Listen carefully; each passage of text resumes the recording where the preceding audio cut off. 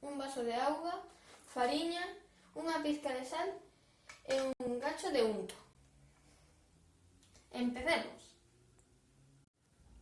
Imos cascar os ovos.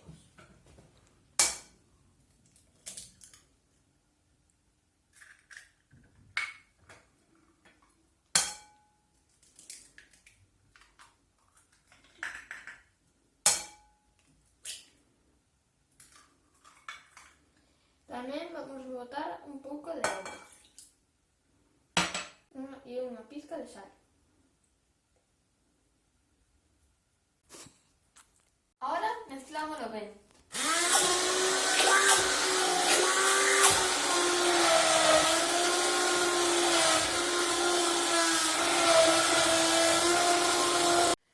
Temos que ir añadindo fariña unha vez que este ben batido.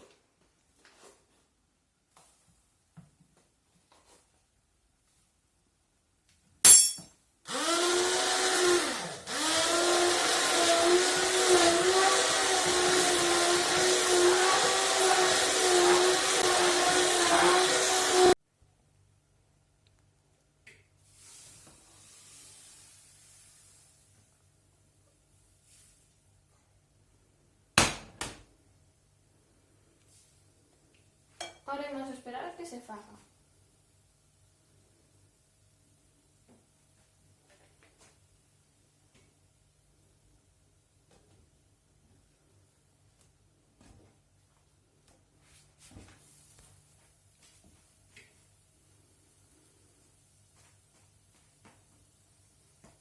Pódense tomar con azúcar, mel ou soas.